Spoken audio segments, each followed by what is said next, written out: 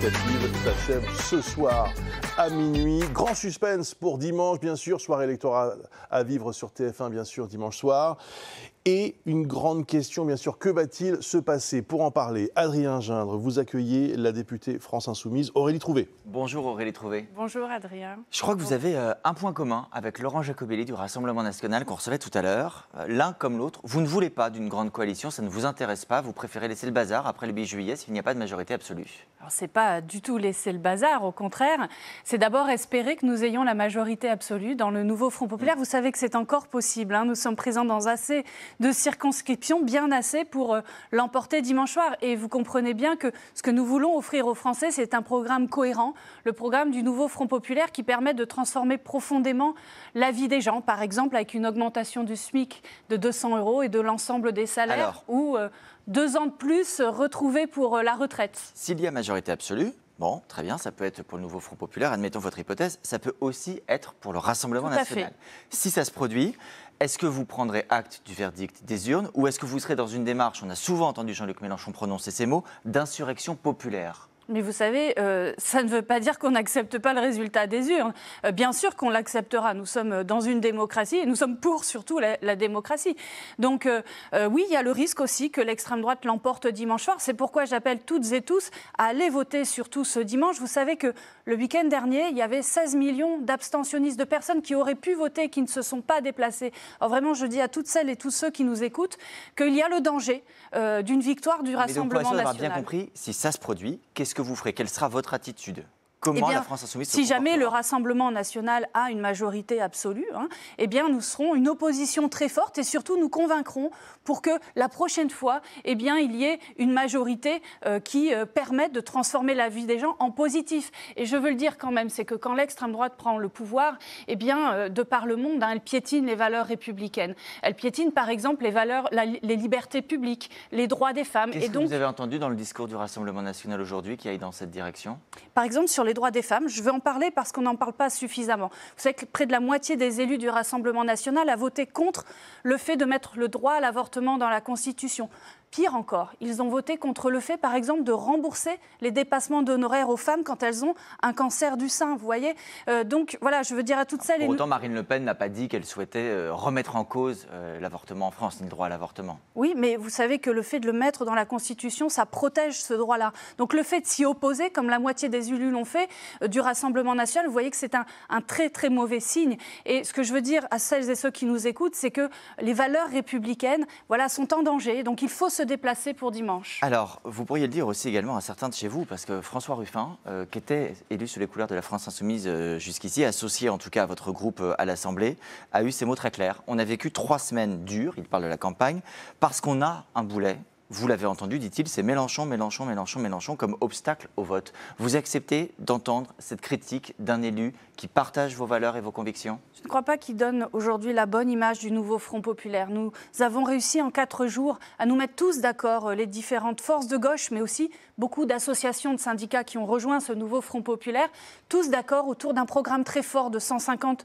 mesures. Et c'est ça le résultat de ces 3 dernières semaines. Et je veux dire que nous avons besoin de tout le monde, de toutes les grandes figures politiques, y compris Jean-Luc Mélenchon dans ce nouveau Front Populaire. Jean-Luc Mélenchon, quant à lui, eh bien, a fait 22% au présidentiel, porte aussi un discours très fort. Et je crois que c'est cette union qu'il faut... Donc c'est l'exemple de toute critique, Jean-Luc Mélenchon. Il a fait 22%, donc il n'y a plus aucune question de remise en cause par la suite. Personne n'est parfait, tout le monde doit faire mieux. Ce que je veux dire aujourd'hui, c'est qu'il faut l'union. Et nous avons besoin, y compris, et évidemment, de Jean-Luc Mélenchon dans ce nouveau Front populaire.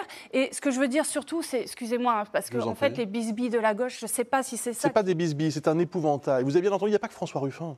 Pratiquement toutes les figures, finalement, de ce Front populaire ont dit la même chose. Il y a une sorte presque, j'allais dire, d'unanimité contre lui. C'est pas rien. Alors, vous savez, là, que depuis plusieurs jours, je suis allée soutenir des candidats qui restent face à l'extrême droite. Donc j'ai discuté avec beaucoup de gens voilà, dans différentes villes. Vous savez, leur préoccupation, c'est pas du tout cela. Leur préoccupation, c'est quoi? C'est il faut absolument vaincre l'extrême droite, parce qu'il y a plein de gens qui ont peur, plein de gens. Je pense par exemple, je donne un exemple, cette dame étrangère qui travaille là depuis 20 ans, en France, d'accord, qui a 2 enfants de moins de 18 ans. Vous savez, cette dame-là, elle me dit, eh bien, si l'extrême droite arrive au pouvoir, je vais me faire enlever par exemple les allocations familiales, mais qu'est-ce qu'elle a fait de moins que les autres? On a bien compris. Et en plus, ces enfants ne pourront pas être français à 18 ans, alors que c'est un droit de la France, de la République française depuis 200 ans. Malgré tout, je rebondis sur ce que vous disiez, Bruce Toussaint, à l'instant. Il y a des critiques sur la personne de Jean-Luc Mélenchon, il y a des critiques sur la stratégie. On parlait de coalition tout à l'heure. Vous avez des partenaires de gauche du nouveau Front populaire. Je pense à l'écologiste Marine Tondelier, notamment, mais pas seulement, qui, eux, ont ouvert la porte à l'idée de se dire il faudra bien un gouvernement, il faudra bien travailler ensemble. Hier, Jean-Luc Mélenchon dit on n'a pas envie de porter le chasuble du traître toute sa vie. Ce serait trahir la gauche que de se dire qu'il faut un gouvernement en France? Alors, attendez, nous voulons gouverner, d'accord? Oui. Et nous voulons gouverner avec toutes les grandes figures politiques, sur notre notamment celle qui a fait 22% au présidentiel, qui doit être, en tout cas, évidemment, dans les grandes figures de ce nouveau Front populaire. Ça, c'est la première chose que je veux dire. La deuxième chose que je veux dire, c'est que c'est possible, voilà, à toutes celles et tous ceux qui nous écoutent. Et ensuite... Et dernier élément, et c'est le plus important, c'est que nous portons effectivement un programme de rupture qui peut parfois amener à être, disons, l'objet de critiques virulentes. C'est vrai que, il va falloir tenir bon pour augmenter les salaires, je vous l'ai dit. Mais là, il y a une trahison de vos partenaires de gauche, donc. C'est-à-dire parce qu'eux, ils ne disent pas, faut Mélenchon Premier ministre, ils ne disent pas Mélenchon 22%. Nous, ce qu'on dit qui me semble plus raisonnable, c'est qu'il ne faut exclure personne, il ne faut imposer personne. Là, l'heure est à l'union, elle restera d'ailleurs à l'union, pour avoir ce programme du nouveau Front populaire.